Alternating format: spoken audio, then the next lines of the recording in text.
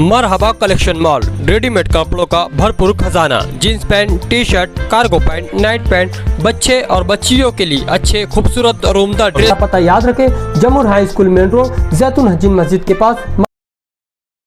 Dhulia Malegaon Lok Sabha election में doctor Shobhatai Bachhav की जीत का सरकारी ऐलान हो गया। डॉक्टर शोभाताई बच्छाव 3831 वोटों से जीत हासिल की।